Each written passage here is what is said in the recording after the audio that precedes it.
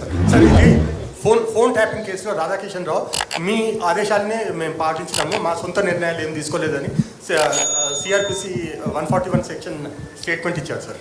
వాడోడా Radhakishan Rao? Who is he? DCP sir. DCP నాకు తెలియదు, నీకు అంత తెలుసా? నీకు ఆయన లేదు సార్. రాష్ట్రంలో 100 మంది డీసీపీలు ఉంటారు, వాడు కూడా ఒక్కరి పేరు పట్టుకుని ఉన్నాను అడిగింది. నాకు అర్థం కాదు. తలా తోకలేని ప్రశ్న అది. అసలు ఆ ఫోన్ ట్యాపింగ్ ఏదో మీకు పిచ్చి పట్టుకున్నది. కానీ ముఖ్యమంత్రికి ఫోన్ ట్యాపింగ్ ఏమైనా సంబంధం ఉంటారా? రాహుల్, నువ్వు ఇంత పెద్ద సీనియర్ లీడరు. ముఖ్యమంత్రి gets reports from the intelligence department.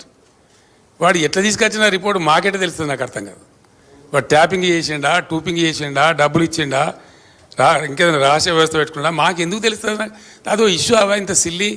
ఆ గవర్నమెంట్ ఎంత సిల్లి ఉన్నదో మీరు కూడా అట్లా తయారైపోయిన పూర్తిగా. What is that non sense? నాకు అర్థం కదా. ఫోన్ ట్యాపింగ్ అది పెద్ద ఫినాయిల్ పెట్టి నోలు కట్టుకునే పరిస్థితి తెస్తూ ఉన్నారు. ఎవడో కొందరు బాగాగాలు పని లేక ఫోన్ ట్యాపింగ్ తోకట ఏం ట్యాపింగ్ అయినా నాకు అర్థం కాదు. ఇలా ఈ ముఖ్యమంత్రి తరఫున ఇంటెలిజెన్స్ ట్యాపింగ్ చేస్తలేదా అండి? Do you say that? ప్రతి ప్రభుత్వానికి ప్రపంచంలో గూఢచార వ్యవస్థ లేని ప్రపంచమే ఉండదు, ప్రభుత్వమే ఉండదు. వాళ్ళు సమాచార సేకరణ చేసి ప్రభుత్వానికి ఇస్తారు. సాయంత్రానికో పొద్దున్న early morning, every morning intelligence comes and brief the chief minister about the law and order situation. చాలా ఉంటాయి. మన దగ్గర హైదరాబాద్లో పేలుళ్ళు జరిగినాయి, అట్లాంటిది ఏదైనా ఉంటుంది, ఇంకేదైనా ప్రమాదాలు ఉంటాయి, కొన్నిసార్లు కొన్ని విచిత్రమైన దొంగల ముఠాలు వస్తాయి. అట్లాంటివన్నీ కూడా సమాచారం సేకరించి ఇస్తూ ఉంటారు. ఏం చేయాలో చెప్తారు. దాన్ని బట్టి గవర్నమెంట్ ఏంటంటే వివిధ శాఖల అధికారులకు అప్రమత్తం చెప్పి కల్తీ విత్తనాలు ఉంటుంది, దాని మీద కూడా ఇస్తారు. వాళ్ళు ట్యాపింగ్ చేస్తాడా, టూపింగ్ చేస్తాడా మాకేం తెలుస్తుందా? నాకు అర్థం కాదు. No minister is concerned with that, no chief. అసలు కన్సర్న్ ఉండదు. We're only concerned with the reports given by the intelligence. The way the brought the report we don't know. That is purely internal matter of the police department. And ఇంకోటి అండి, అదేందో మీరు పెద్ద భ్రమలో ఉన్నారు.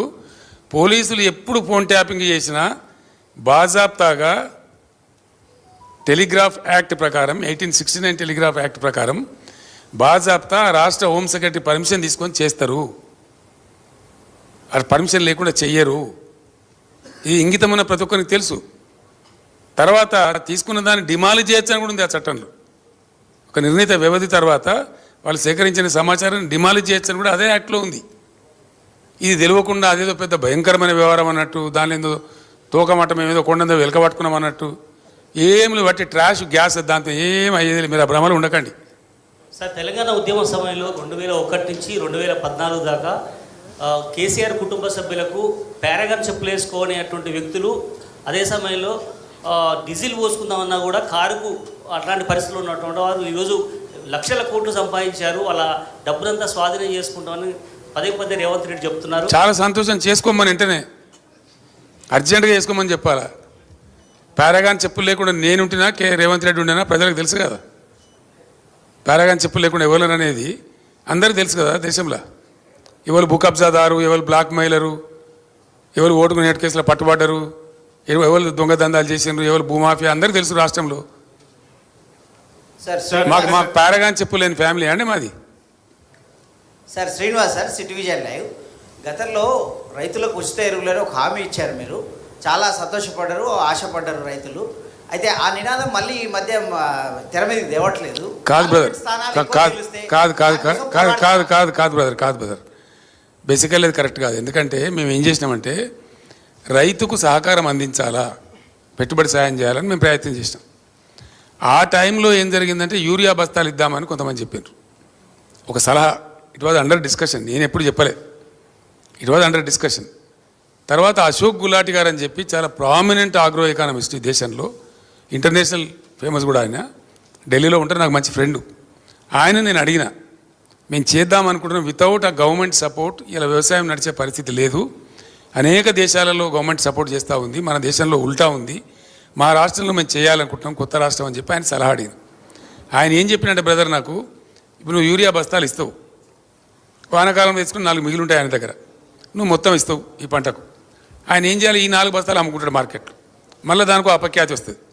కాబట్టి అట్లా వద్దు. నువ్వు ఎంత ఇస్తావో, నీ స్టేట్ కిట్టి ఎంతవరకు పర్మిట్ చేస్తావో నాకు తెలియదు. నువ్వు చేయదలుచుకున్న సహాయం క్యాష్ రూపంలో చేయి. ఏం చేయదలుచుకున్నావు? 1000 ఇస్తావా, 2000 ఇస్తావా, 3000 ఇస్తావా, నీ ఇష్టం. కానీ ఆ డబ్బుకు అతను ఓనర్ కావాలి. ఎందుకంటే ఒక ఆయనకు విత్తనాలు పట్టి ఉండొచ్చు, ఒక ఆయన ట్రాక్టర్తో దున్నించుకునే ఎక్కడికి పట్టి ఉండొచ్చు, ఒక ఆయన పురుగుల మందులు కొనుక్కునే ఎక్కడ ఉండొచ్చు. రకరకాల అవసరాలు ఉంటాయి రైతులకు, వేరియేషన్ ఉంటుంది. కాబట్టి నువ్వు ఇచ్చే కాడికి క్యాష్ ఈ బస్తాలు ఇచ్చి మళ్ళీ వాళ్ళు అమ్మేసుకొని అవసరం లేని వాళ్ళు అమ్మేసుకొని ఇవన్నీ ఇబ్బంది జరుగుతుందండి అని చెప్తే ఎరువు బస్తాలు దానాడే ఫుల్ స్టాప్ చేసినాం. తర్వాత